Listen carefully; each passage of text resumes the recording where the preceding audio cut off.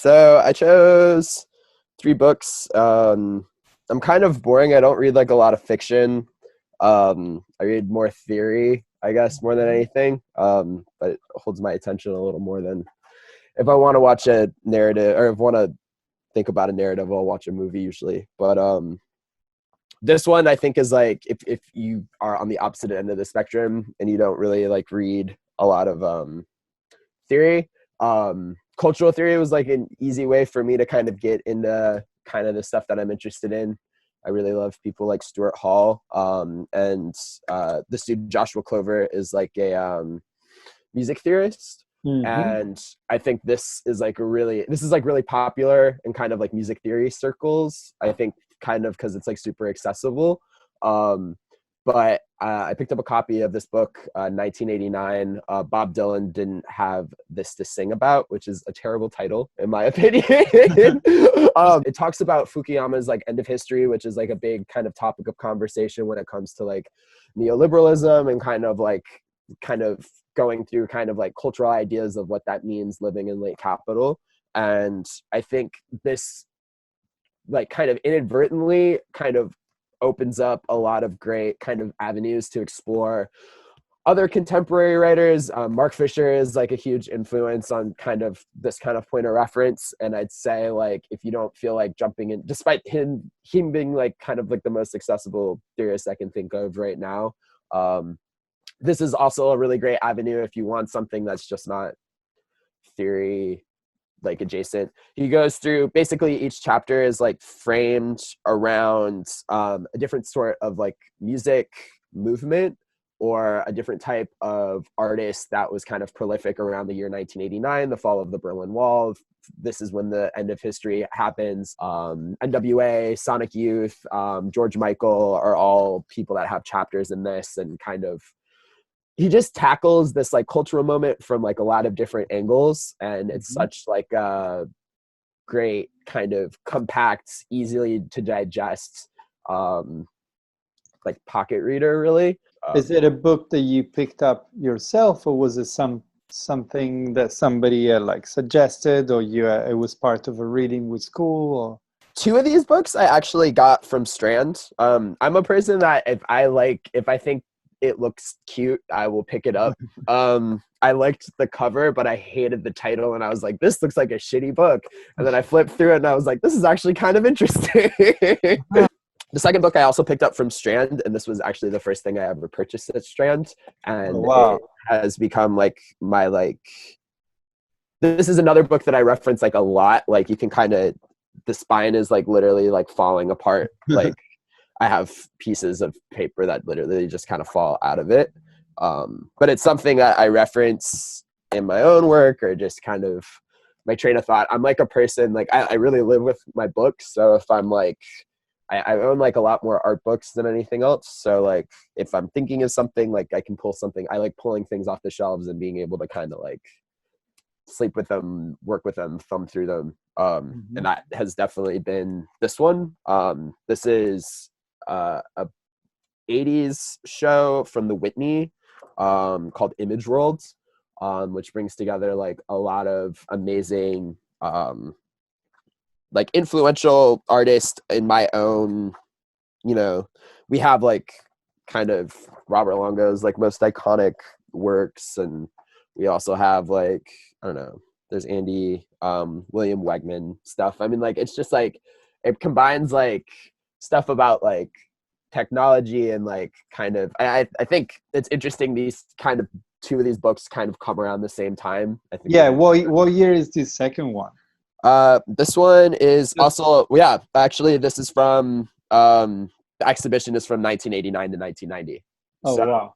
I think like I did not plan that.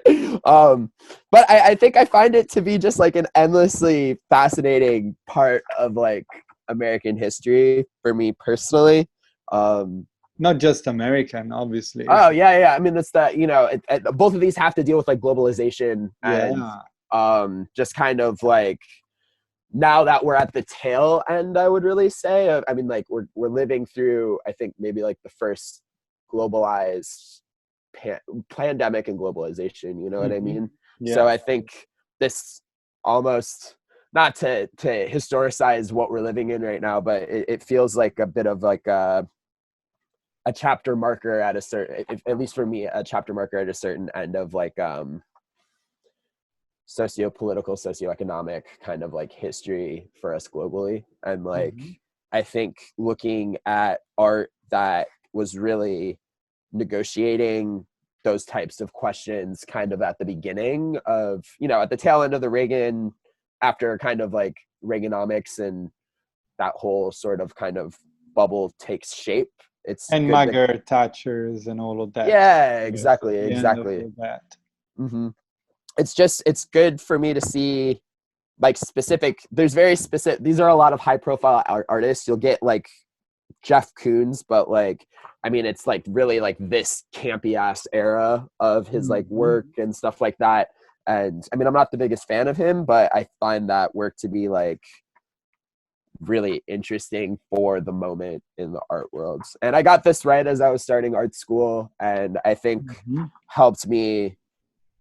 I liked contemporary art, but I think having this show, I think really does like a great job of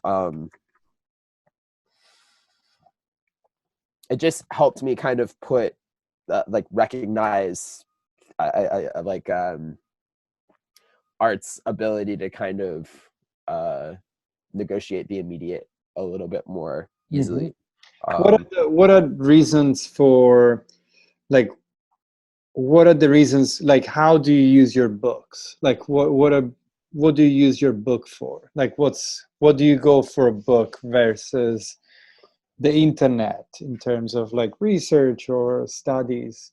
I really appreciate that. Like, I think it's like something in like in the age that we live in now that we're finally kind of like understanding. Books like this are just like incredible resources because it pulls together like just trains of thought, like just different types of ideas in a way that like the internet for a while, at least growing up, it just feels like we're just kind of proliferate or just creating content. There haven't been a lot of people kind of like mining or like kind of, I suppose, kind of, and this is like a broad, you know, kind of like statement, but it just feels like only now with like websites that I see like new models or something like that, where people are kind of aggregating all of these conversations together. Exhibition catalogs have always done that really well, especially when it's like a solid group show. And same with someone like this, like he is pulling from 50 different Sources and sources and theorists. And I think something that the internet misses a lot, and a major critique, is we don't get citations, we just get discourse. And I really appreciate referring back to a book that really kind of makes kind of citations accessible. I think how I like to look at it is like I do a weird thing where I'll like pull a bunch of like books out at the same time, and I'll like thumb through pages of relevance and kind of place them all together, and it's almost like a nice visual chart of where my brain's at. So when you do a research, for instance, you pull out more than one book and that just... all the time. I mean, like even right now I have like a fucking, this is the current stack that I am reading, where it's like Marshall McLuhan's Understanding Media. This is breaking your thing, but I mean, just to give you a reference, like it's just like So you work on several kind of things at once. To research something specific. Makes sense. Yeah, my brain has to hop around because you know. What are bookstores what are to-go bookstores for you in New York? I've been noticing a lot more smaller bookstores, which has been really cool. There was one around the corner from the new 8 Ball space that I am now losing the new around on Canal Street. I mean, sorry, around 4th Street. Yeah, over by that coffee shop. I just went in there for the first time and I found a John Berger book that I really liked. So it's called Codex. Oh, I don't know it at all. That one I think is relatively new. It's on Bleecker Street. It's like First Bleecker Street. Okay. It's around the corner from Dashwood Books. Okay. Okay. Yeah. I love Aeon Books. That's a place that I've been going to a lot since it's open, and I've found a lot of really great stuff. Mm-hmm. The closest bookstore by me is Molasses Books, which is over on 77 Hart Street, which has like, that's also like a coffee shop, and I really like their kind of vibe. They have, you can like drink, do over there, chill over there. And then there is a bookstore on the Upper East Side that I really liked, called, and I'm trying to Upper West Side rather. It was Is it a secondhand bookstore? yeah, it's another secondhand bookstore. I think it's called Book Culture, if I'm remembering it correctly. Oh, I think I know of these. I think I know. Is it that one? Demi's Books? No, that looks like a chain. Oh, it's like further down. Oh, yes. Oh, it's literally just called West Side Books. Yeah. West Side Books. Okay. Yeah. Nice old Jewish lady. Great taste. Yeah. So it was like yeah, I feel like New York is like really I love a great like second hand bookstore. Like it's kind of the best. But I also do order a lot of stuff online. Just kind of thrift books is also an amazing resource. Yeah. And I guess for the should I do my last? Yeah. What's okay. I own like out of everything, I think I own more art books than anything of like group shows and stuff, but I also have like a couple artists that I really collect, and I have 4 books of like Wolfgang Tillmans. This is probably my favorite one, and this is probably just the most accessible, which is like the Teschen Truth Study Center collection.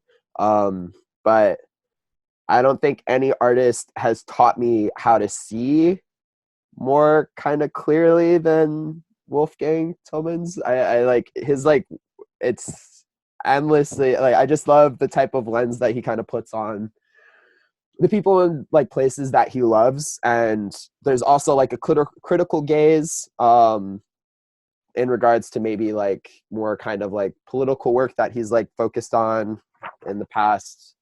Spreads like this really do a lot for me. But I just, the portraiture is what gets me. And everything that he just like, every person that he kind of pulls in front of his camera it's never, there's something that I learned from another artist, Phil Collins, where it's like lenses can really give kind of like a diagnostic kind of gaze to their subjects. And he thinks of that, he kind of pulls that idea from like Victorian era kind of like early photography, where he was talking about cadavers, and like I was thinking about, he was kind of talking about how old scientists would really kind of pull in on like these subjects and kind of remove the life out of them, almost turning them into kind of scientific research. And he says that's what a lot of the function of kind of cameras operates under in a lot of ways. That makes me think of like security cameras, webcams, surveillance, just different types of like mass surveillance, and even in kind of like mass media, how cameras kind of desensitize us from kind of the world around us, and I think has made us way more critical. But I there's just, I'm not first person to say this, but there's tons of humanity in his lens and the way that he like captures life around him, and it's like super inspiring. Even like stuff like this, like I think is like super, just blows my mind. Everything's really pretty and beautiful. Anyway, that is my Thank you so much.